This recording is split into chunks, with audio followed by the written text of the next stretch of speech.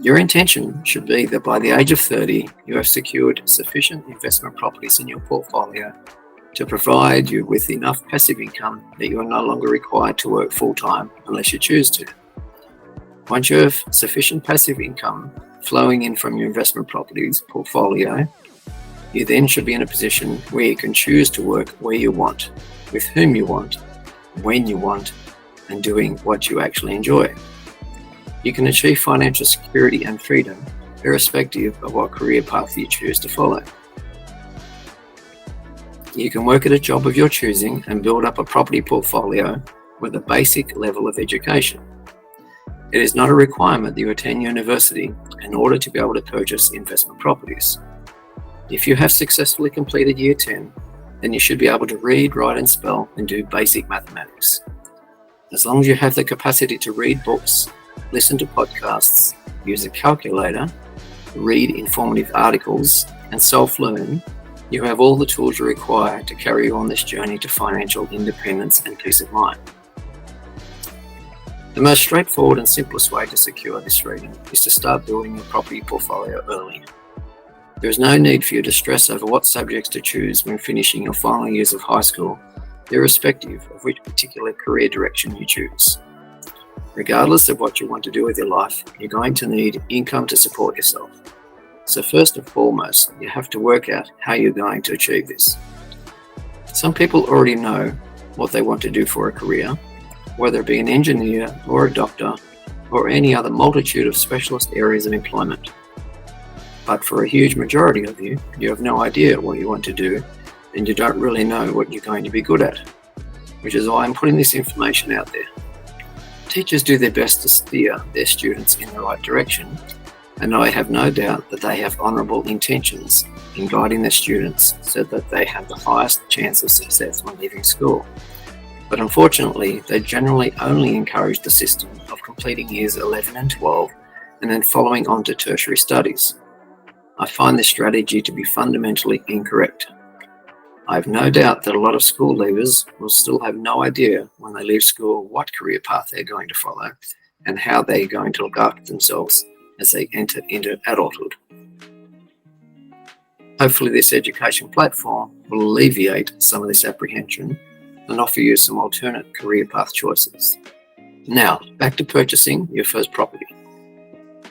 To save the required deposit for your first property, there are several options open to you. 1. Leave school after successfully completing Year 10 if possible, and then transition into full-time employment, either taking on a trade or just working in any industry that you can happily participate in.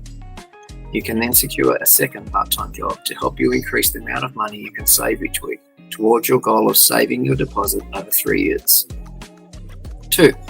Stay at school until you complete Year 12, possibly working a part-time job to assist you with starting to save the deposit for your first property, and then transitioning into full-time employment whilst working on a second part-time job on the evenings and weekends, with the objective of saving sufficient deposit for your first property within 3 years.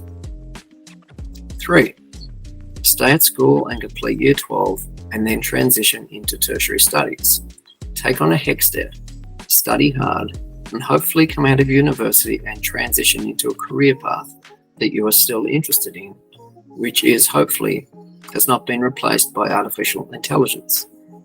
By following this option, you should be able to still work part-time, but will find it extremely difficult to save any money towards a deposit for your first home. Please think wisely before considering this option, as in my opinion, it is a pathway that should be pursued only by those who have an absolute passion and desire to obtain a professional qualification like a doctor, lawyer, paramedic, engineer, etc. Spending an additional 4 to 7 years at university after already completing 12 years of schooling can be extremely challenging and may not be the pathway that is appropriate for you. So please seriously consider all of your options before making this huge financial and emotional commitment. About 25% of all students who go down this pathway fail to complete their tertiary studies, although they still have to repay the HECS debt. If you choose to go down this road and then drop out a couple of years into your course, it will set you back many years in the future. By the time you finally complete your studies and start working full-time, and then save the deposit for your first home, you may possibly be a decade behind the student that has left school after completing year 10 or 11 and going straight into a trade or full-time employment. It is my belief that people should be judged on their intentions and not their achievements. Teachers, although well-meaning, and with only the desire for you to achieve the best possible outcome for your circumstances and abilities, will often push you into pursuing university studies. This will often be painted as the only reliable and feasible pathway moving forward, but I think there are other options that should be considered. By now, you will be developing good, strong savings habits and budgeting techniques, which will be invaluable for you moving forward into your adulthood. Spend the next 12 months learning to drive, and by the time you turn 17, you should be ready to obtain your driver's license. In most states, you'll be required to drive a minimum of 100 hours of driving experience before you can apply for your driver's license.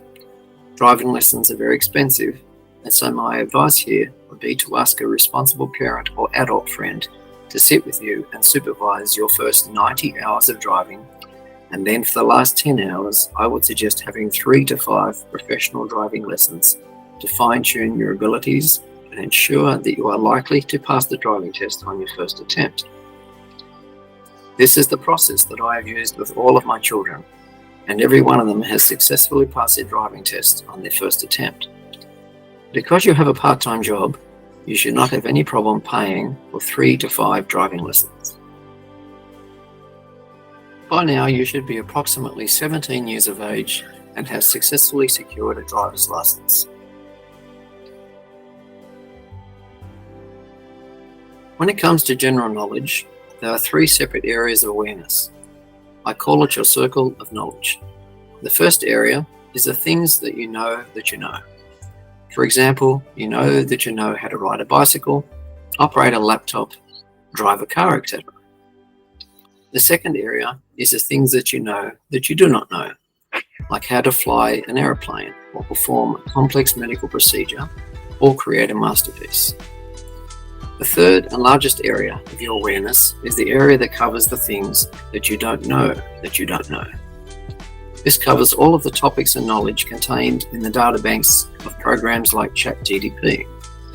This is the area that you need to focus on. This is where you need to start reading more books, listening to podcasts and educational YouTube videos to increase your level of awareness, particularly in the areas of finance.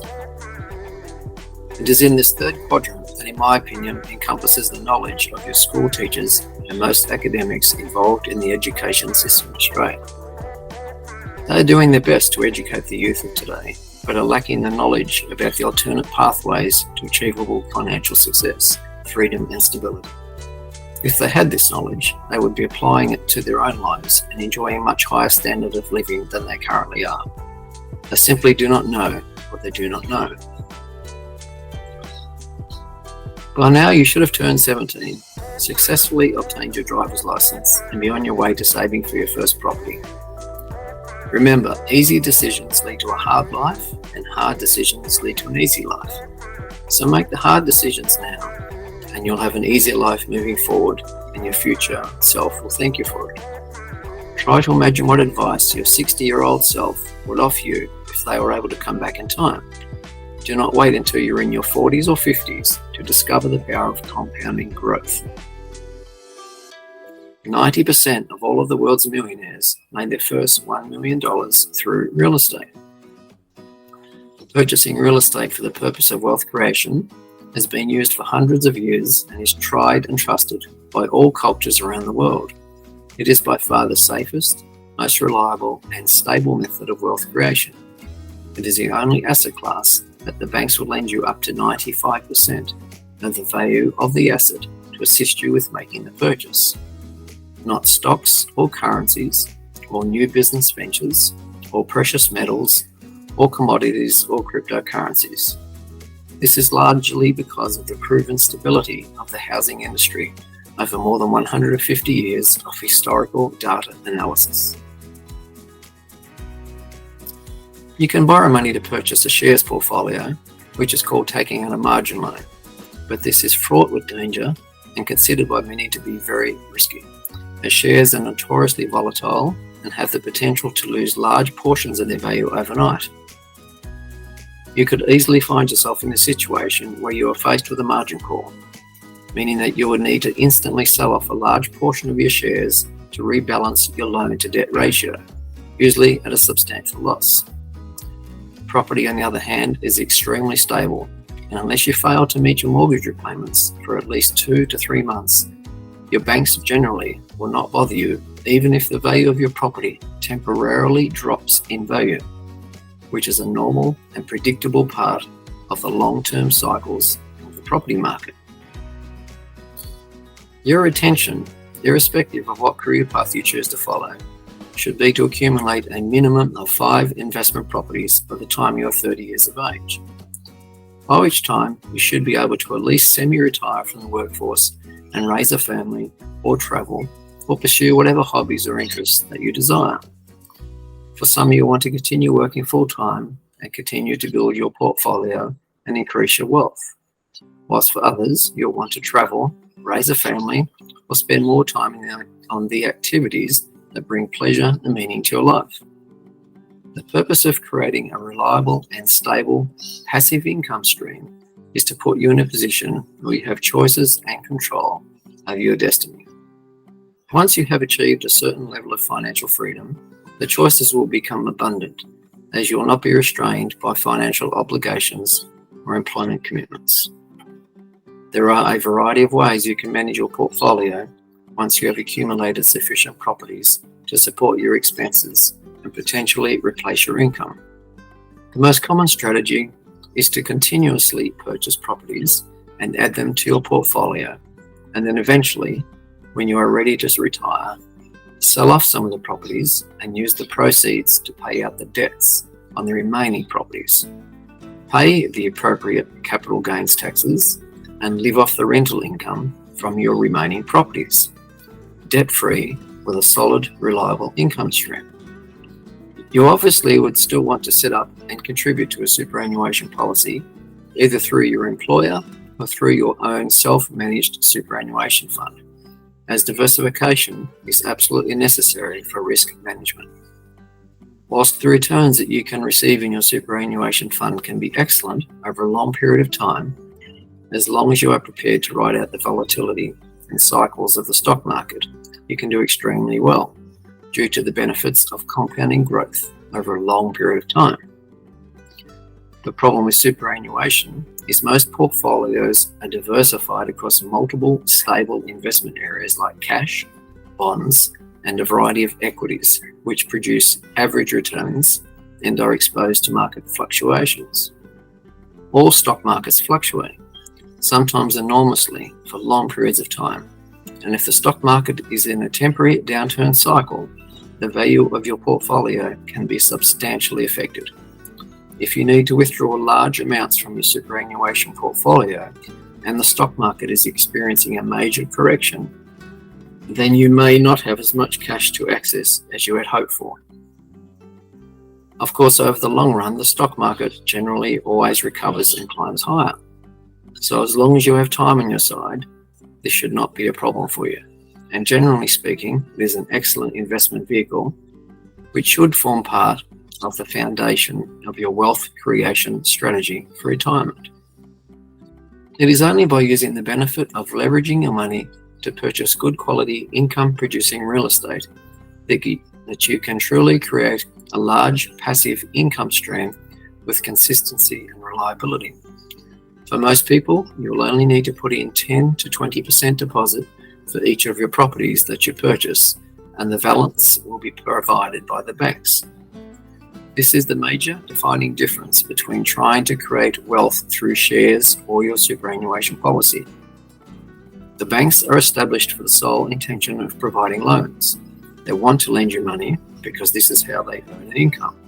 So it is in the bank's best interest to lend to as many people as much money as they can, as long as the banks can do so safely and feel confident that they will eventually have their money paid back to them with interest. Approximately 85% of all businesses fail in the first 5 years. So starting a new business is extremely risky and challenging. So be mindful of this moving forward. Well-run businesses are also an excellent and stable income stream, which most successful entrepreneurs and investors are involved in. They are, however, considerably more tricky to navigate and manage and do require a higher degree of knowledge and experience. For the average school leaver or young person starting on their journey to secure financial independence, starting a new business, unfortunately, has a high probability of failure. This is not to say you should not incorporate having a business as part of your foundation strategy, but in the early years, when you're still finding your feet, residential investment property is by far the easiest and safest strategy for the majority of people.